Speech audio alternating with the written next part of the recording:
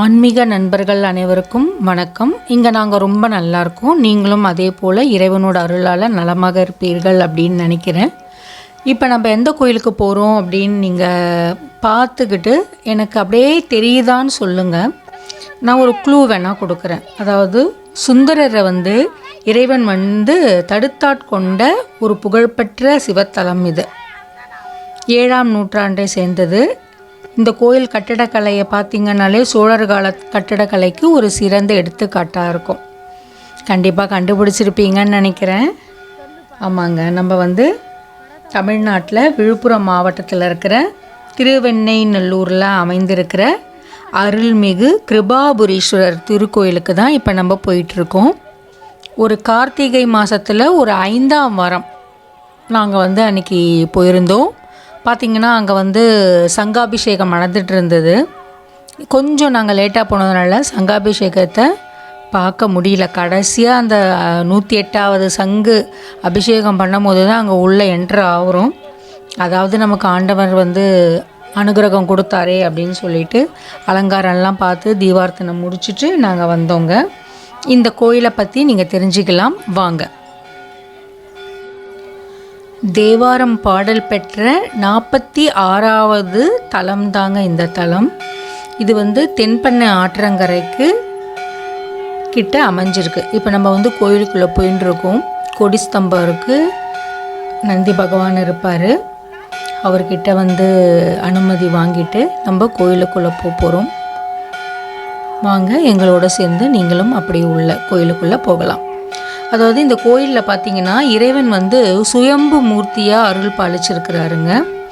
இங்கே சுந்தரரோட வழக்கு செய்த சிவபெருமான் அவருடைய பாதுகை என்ன பண்ணியிருக்கிறாரு, இங்கே சாட்சிக்கு வச்சிருக்கிறாரு. அதனால் இன்னும் இந்த கருவறையில், அதாவது சிவபெருமான் இருக்கிறாரு பார்த்திங்களா, அந்த கருவறையில் அந்த பாதுகையை வச்சுருக்காங்க.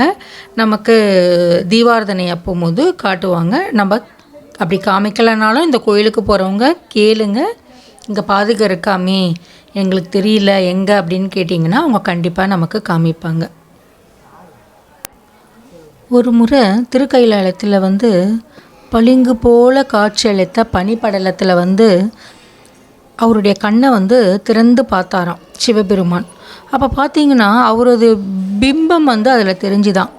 அதை எதிரில் பார்த்த அந்த பிம்பத்தை பார்த்து அதோட அழகில் மயங்கிட்டு ஈசன் என்ன பண்ணிட்டாராம், அப்படியே சுந்தரா எழுந்து வா அப்படி சொன்னாராம்.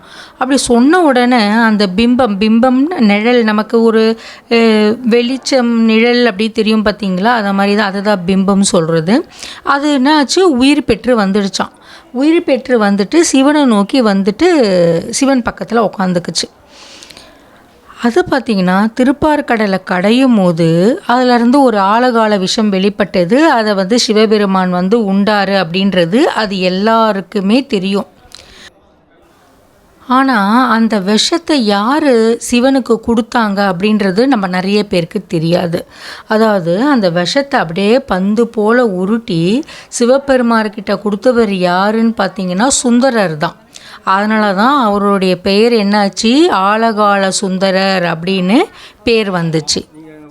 சிவபெருமான் சாப்பிட்ட அந்த விஷம் என்னாச்சு, அவருடைய கழுத்திலே நின்றுட்டு நிறம் மாறாமே இருந்தது பார்த்திங்களா. அந்த வெம்மையை தராமல் இருக்கிறதுக்காக பெண்ணை ஆற்றின் நதிக்கரையில் பசுவின் வெண்ணையால் கோட்டை அமைச்சு அதுக்குள்ள பஞ்சாக்கினி அப்படின்றத வளர்த்து அதுக்கு நடுவில் தவம் இருந்தார்.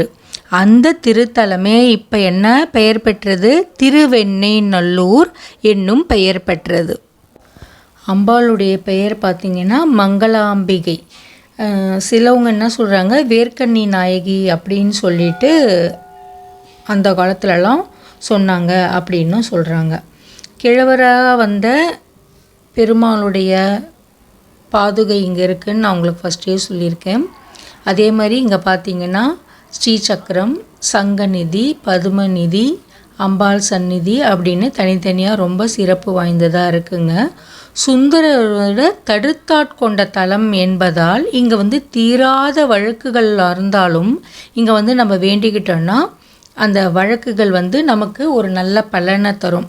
அதனால் வந்து இங்கே வந்து வழக்குகளுக்கெல்லாம் நமக்கு ஒரு தீர்வு கிடைக்கணும்னா இங்கே வந்து இந்த சிவபெருமானை நம்ம வழிபட்டுட்டு போனால் ரொம்ப நல்லதுங்க.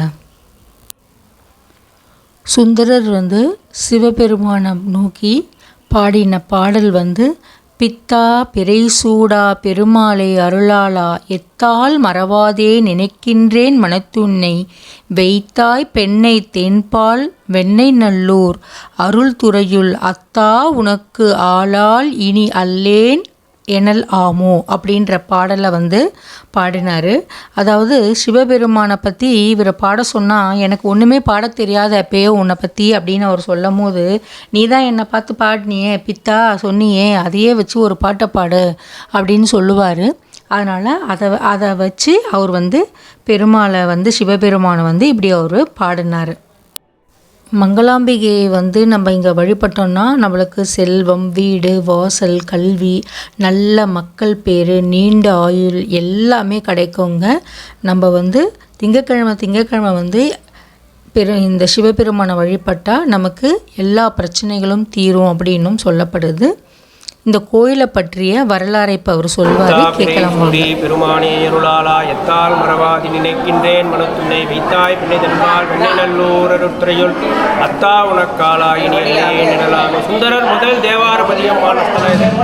சுந்தரர் வந்து கைலாயத்தில் வந்து சுவாமி கிட்ட வந்து அணுக்க தொண்டனா இருக்கார். அணுக்க தொண்டன்னா சுவாமி அணுகி அவர் என்ன பண்ணி சொன்னாலும் செஞ்சுட்டு சுவாமியோட சீடனா இருக்கார். இந்த சுவாமிக்காக பூ பறிக்கிறதுக்காக கைலாயத்தில் நந்தவனத்துக்கு போறார். இங்க வந்து பார்வதியாரின் பணிப்பெண்களான அஞ்சதி கமலினின்னு 2 பெண்களை பார்த்தோன்னே சுந்தரர் பூ பறிக்கிறதுக்கு வந்துட்டு அவ 2 பேரையும் பார்த்துட்டு காதல் வைப்பட்டார்.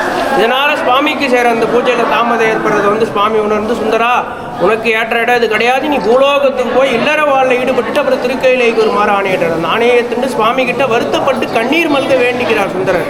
நான் பூலோகத்துக்கு போனாலும் அந்த மாயில நான் உங்களை மறந்துடுவேன், அதனால எனக்கு திருமணம் நடக்கிற தக்க சமயத்தில் நீங்கள் தடுத்தாட்கணும் சுவாமின்னு வேண்டிக்கிறார். இங்கே பக்கத்தில் திருநாவலூர்னு இருக்கு.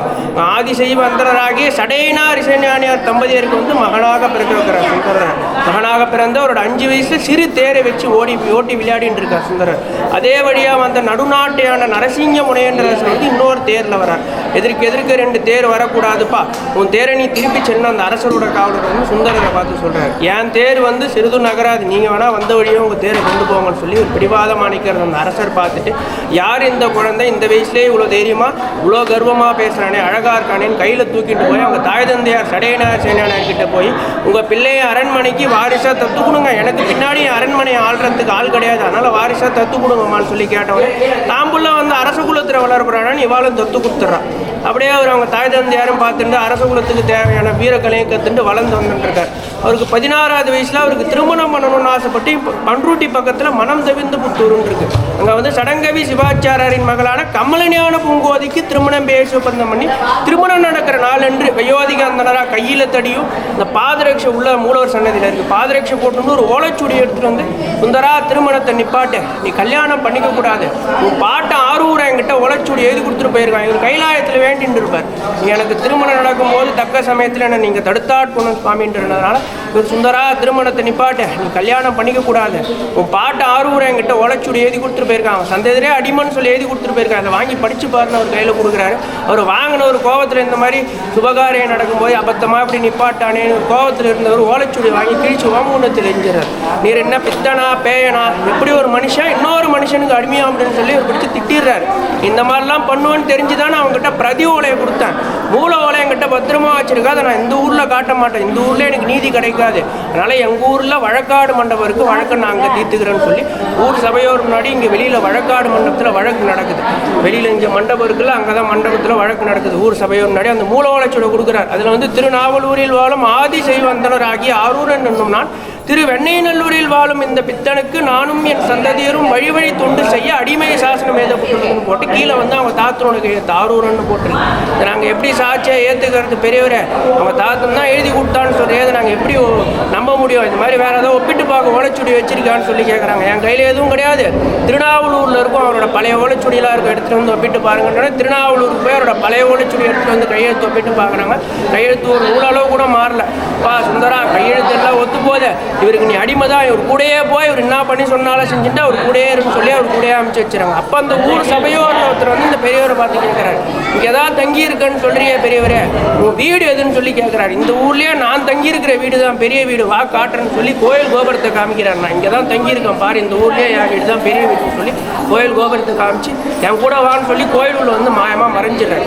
அப்போ அந்த பாதரட்சி விட்டுட்டு மாயமாக மறைஞ்சதா ஐதீகம். எங்கடா இந்த கூட வந்த பெரியவரை காண்மேன் ஊர் சபையோர் சுந்தரெல்லாம் திகச்சு பண்ணிக்கும் போது தான் சுவாமி திரு கைலாயத்தில் நடந்த நிகழ்வு சுந்தரர் நான் உதயப்படுத்தி என்னை சொத்தமிழால் பாடுடா சுந்தரான்னு சுவாமி ஆசைப்பட்டு கேட்குறார். நான் என்னான்னு பாட, நான் உங்களை திட்டேனேன்னு இவர் வருத்தப்படுறார். நீ திட்டினதெல்லாம் நான் அர்ச்சனா பாட்டா ஏற்றுக்கிறேன், என்னை மண்டபத்துக்குள்ளே வச்சு என்னான்னு சொல்லி திட்டினேன், பித்தன்னு சொல்லி திட்டினல, இவர் பித்தான்னு எடுத்து கொடுக்குறாரு. ஒரு பிறை சூடி பெருமானே அருளாலா எத்தால் மறவாது நினைக்கின்றேன் மனத்துன்னை வைத்தாய் பெண்ணை தென்பால் வெண்ணை நல்லூர் அருத்திரையும் அத்தா உனக்காலாகி நீ இல்லைன்னு முதல் தேவார பதிகை 7ஆம் திருமுறையில் இங்கே தான் பாடியிருக்கார். அதனால் தன்னோட ஒரு பதியத்திலேயே அருட்துறைன்னு பாடியிருப்பார். அதனால் சுவாமி பெயர் வந்து தமிழ் பெயர் அருட்துறைநாதர். அதே சமஸ்கிருதத்தில் கிருபாபுரீஸ்வரர். திருமணத்தை தடுத்து ஆட்கொண்டதுனால தடுத்து ஆட்கொண்டநாதர்னு ஒரு பேர் இருக்குது. வழக்கில் வாதாடி வென்றதுனால வாதாடீஸ்வரராக வெளியில் இருக்கார். அதே மாதிரி அந்த நேர் எதிர்க்கு சுந்தரர் தகச்சு போய் நிற்பார்.